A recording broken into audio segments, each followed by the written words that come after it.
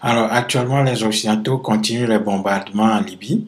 Ils détruisent systématiquement toutes les infrastructures de communication. Ils vont jusqu'à détruire des hôpitaux, des écoles. Ils ont même bombardé des ambulances sous prétexte que toutes ces infrastructures sont au service du régime du colonel Kadhafi.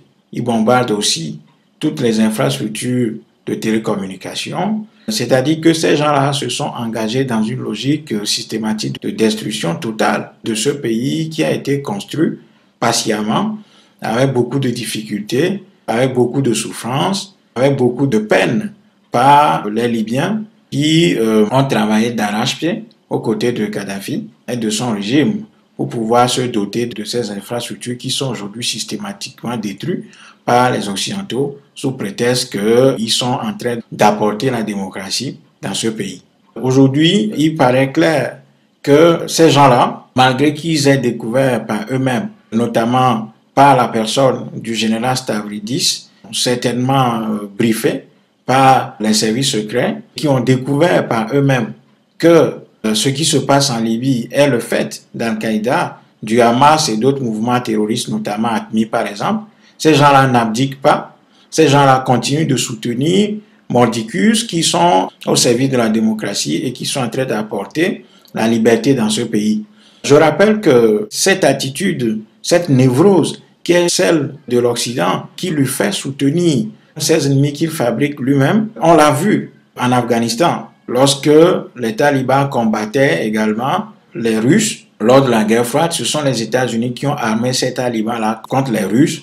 Et les États-Unis et l'Occident, d'une manière générale, qualifiaient même les talibans, à ce moment-là, de freedom fighters, c'est-à-dire les combattants de la liberté et pour la liberté. Et lorsque ces freedom fighters se sont à un moment donné débarrassés de la Russie et que les Occidentaux voulaient prendre la place de la Russie, et qu'à partir de ce moment, ces freedom fighters se sont engagés dans des actions contre les Occidentaux, eh bien, l'Occident a fait de ces gens-là ses ennemis et a décrété que ce sont des terroristes qui doivent combattre Mordicus et que le monde entier doit le soutenir dans ce combat contre les freedom fighters d'hier qui sont les talibans d'aujourd'hui. Alors, on est dans la même logique aujourd'hui en Libye où, malgré qu'il s'agit bel et bien d'actions terroristes contre le régime de Kadhafi, ces gens-là n'abdiquent pas. Ces gens-là ne reculent pas, ils continuent et ils vont même jusqu'à livrer des armes à ces soi-disant rebelles, à ces soi-disant révolutionnaires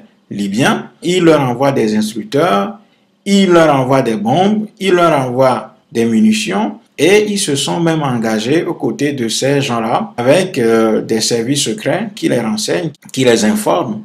Et le but de cette opération, c'est de se débarrasser du régime Kadhafi, de faire main basse sur le pays et de voler ses richesses et après nous dire sans surprise qu'ils sont en face des terroristes lorsque les rebelles d'aujourd'hui vont se transformer en combattants contre l'occupation occidentale en Libye. Donc, cela veut dire que les Occidentaux ne reculent devant rien du tout quand ils essaient de satisfaire leurs intérêts. Ils vont jusqu'à armer leurs propres ennemis aujourd'hui parce qu'aujourd'hui, dans leur logique d'intérêt, ça les arrange d'armer ces gens et demain, comptant sur leur force et sur leur outil de propagande médiatique, eh bien, ils diront simplement qu'ils sont en face des terroristes en Libye qui sont des anti-occidentaux, des anti-américains primaires. Donc, aujourd'hui, vu la destruction, vu la mort, vu la désolation, vu le chaos que l'Occident sème en Libye, nous devons, en tant que peuple, nous mobiliser. Parce que la vérité est que les réactions anti-guerre et contre cette guerre en Libye sont suffisamment modérées. Voilà, on est suffisamment modéré, les réactions ne sont pas organisées. Ensuite, il n'y a pas une ferme condamnation de la part véritablement de l'opinion africaine contre cette agression, contre un pays qui est géographiquement situé en Afrique et qui, malgré tout ce qu'on peut lui reprocher, a soutenu pas mal de mouvements de libération en Afrique, par exemple le grand mouvement contre l'apartheid en Afrique du Sud. Donc aujourd'hui, il me paraît fondamental de nous appeler, d'appeler les uns les autres à prendre les choses en main, à monter d'un cran notre indignation, notre colère face à ces bombardements qui tuent des civils qui détruisent tout ce que les Libyens ont construit ces 40 dernières années aux côtés du colonel Kadhafi.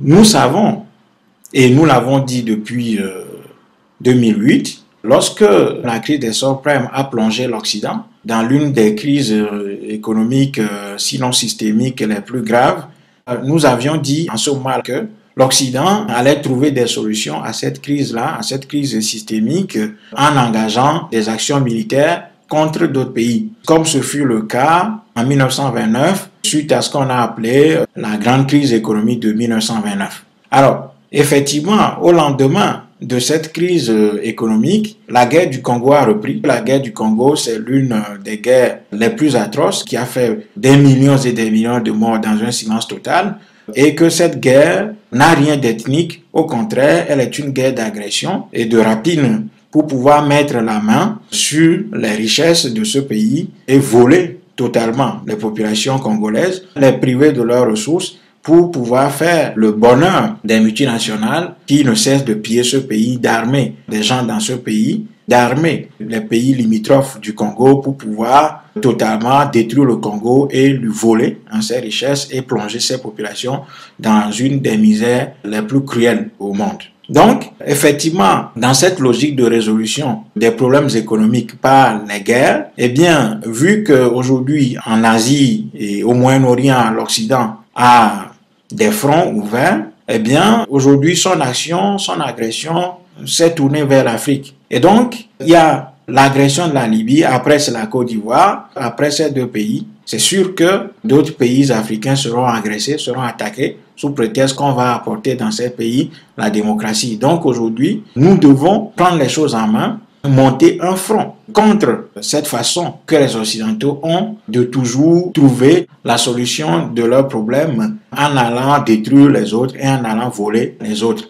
Donc aujourd'hui, il me paraît fondamental que l'opposition contre cette guerre, contre ce type d'agression, doit être beaucoup plus forte, doit être beaucoup plus organisée et doit être beaucoup plus coordonnée, de sorte que nous puissions obtenir des résultats. Sinon, avec notre silence, voire notre absence totale sur ces sujets-là, eh bien, l'Occident va pouvoir continuer tranquillement son œuvre d'agression, de pillage et de vol systématique et priver ainsi l'Afrique de toutes ses richesses, de toutes ses ressources, de sorte à ce que l'Afrique soit plongée davantage dans la misère, de sorte à renforcer sa dépendance et ainsi la soumettre de façon définitive au diktat de l'Occident, qui va ainsi lui imposer toutes sortes de mesures, soi-disant pour l'aider à sortir de ces difficultés, alors qu'en réalité, il s'agit véritablement d'un plan, d'un projet de destruction systématique de l'Afrique. Donc aujourd'hui, la situation en Libye doit nous interpeller.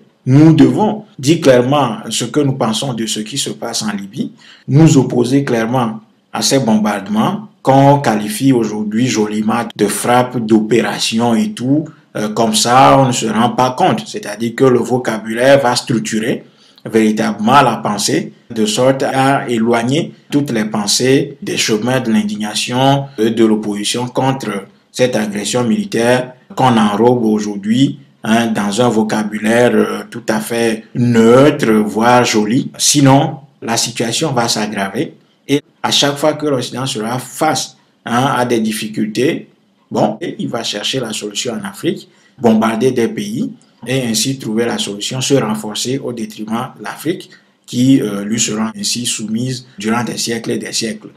Ce n'est pas parce que les Occidentaux ont décrété que Kadhafi est un dictateur, ce n'est pas parce que les Occidentaux font de Kadhafi leur ennemi que nous devons systématiquement les suivre. Voilà. Ces gens-là ont décidé de faire de Kadhafi leur ennemi. Bon, ça c'est leur problème. Ils disent que Kadhafi est un grand dictateur, est un terroriste. Oui, mais je rappelle que les grands criminels que sont les Bush, les Tony Blair, eux, ils sont tranquilles. Ils cultivent leur jardin tranquillement. Ils boivent du petit lait et ils écrivent leurs mémoires. Ils engagent beaucoup de profits. Ils se promènent dans le monde pour soi-disant donner des conférences un peu partout. Ces terroristes-là, eux, ils sont tranquilles. Ces terroristes-là, ces criminels de guerre, personne ne leur oppose quelque résistance que ce soit. Donc, ce n'est pas parce que l'Occident a fait de Kadhafi un dictateur né, un criminel, que nous devons systématiquement le suivre dans cette logique. Autrement dit, Il y a des terroristes qui sont tranquilles dans leur maison, qui dorment tranquillement, qui font la fête, qui sont des criminels de guerre, qui ont envahi l'Irak, l'Afghanistan et d'autres pays, qui ont commis des crimes énormes de guerre. La France elle-même est un pays qui a commis beaucoup de crimes de guerre, beaucoup de génocides, notamment au Rwanda, beaucoup de crimes de guerre en Afrique, au Cameroun, beaucoup de crimes de guerre plus récemment encore en Côte d'Ivoire. On ne leur dit quoi que ce soit. Donc, nous devons apprendre à analyser les choses par nous-mêmes et à en tirer les conclusions nous-mêmes pour pouvoir définir nos positions et agir. Voilà la situation aujourd'hui. Nous devons sortir de notre peur et de notre hésitation à l'égard d'un Kadhafi qui serait un dictateur né, qui serait le plus grand criminel du monde et qu'il faut l'abattre et ainsi accompagner l'Occident dans son œuvre de destruction de ce pays qu'est la Libye, qui a été construit avec beaucoup de difficultés ces 40 dernières années.